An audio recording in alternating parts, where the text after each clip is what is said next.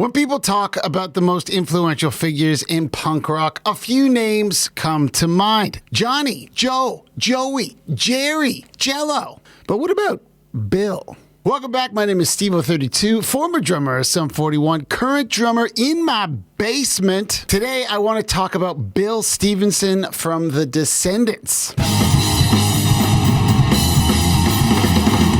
One of my favorite drummers and one of the most influential figures in punk rock history. The Descendents were formed in Manhattan Beach, California in the late 70s. They were part of the early Southern California hardcore punk scene. While the Sex Pistols were singing about anarchy and the Clash were singing about class struggle, the Descendents were writing about school, relationships, parents, growing up in the suburbs, trips to Catalina Island. But it wasn't bubblegum punk, it was rebellion against suburban conformity.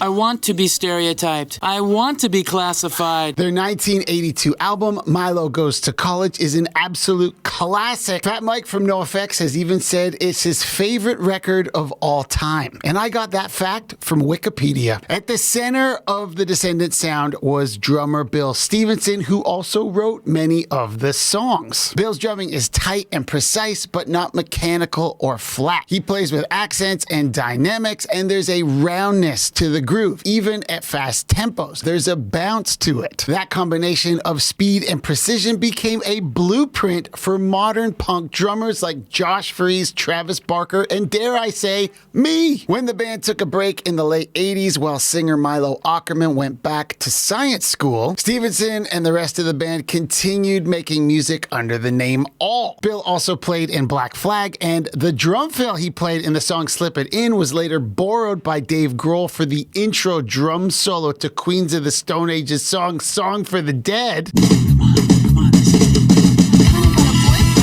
which has basically become a rite of passage for Instagram drummers. In addition to drumming and writing for the Descendants, Bill also produced their records. He also co-owns a recording studio in Fort Collins, Colorado called the Blasting Room, which has become one of the most important studios in modern punk rock. So Stevenson hasn't just influenced the genre as a drummer, although he has done that. He's helped shape how a lot of punk sounds. Is there anything this guy can't do? One thing he never did, despite how common it was in the 80s punk scene, was drugs. Although he was known to chug buckets of coffee before shows so he could play faster. That's not a bad idea. All right, before I go, I thought I'd play one of my favorite opening tracks of all time by the Descendants. This song is called All. All right, that's going to do it for this video. I want to thank you all so much for watching. My name is Stevo32. What's that? That wasn't long enough? That wasn't long enough. Really? All right, I'll do another one. This song is called My Age.